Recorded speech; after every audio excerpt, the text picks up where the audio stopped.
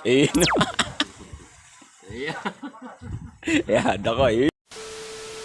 Yung kagigising mo na sa umaga tapos may muta ka pa sa tapos nada ka sa tapat ng bakuran ng kapitbahay at parang may naamoy ka at bigla kang tinawag. Nagsabi nga pala sa akin, hoy, mag-almusal ka mo. Umagang umaga, nagmumumog na ng inyeb.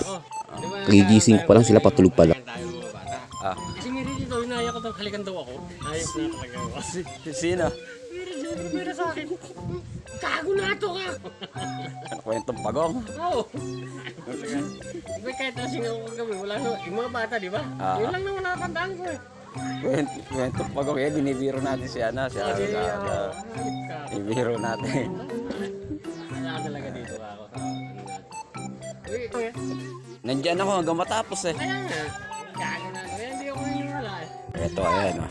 Ay, mga veteranong 4 kantos oh. Sunod paga. Ito yung first honor. Na-bouncer. Ito yung second honor. Ayun yung third honor. Ayun. Yan, ako, ayun. Makakita eh. Oh my God! Sana eh.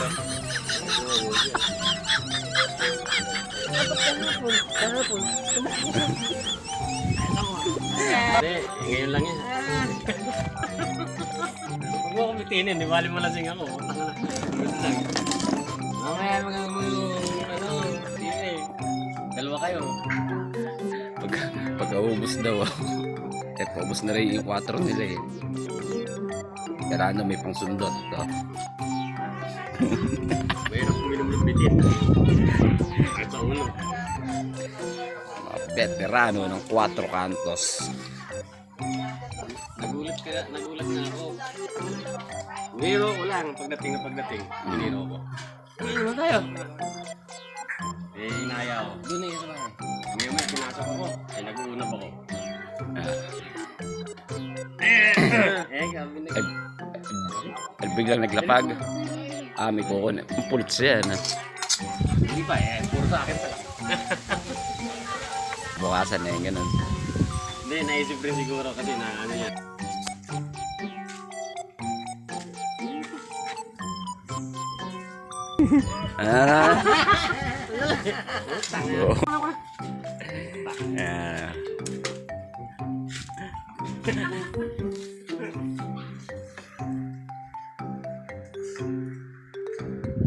Pulutan no.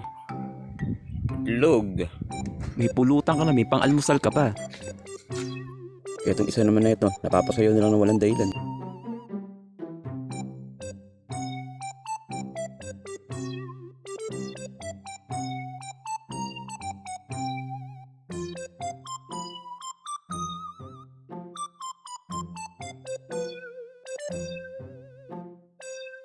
Tingin ko, tatlong gata kinain ko. Alam mo, magiging tayo.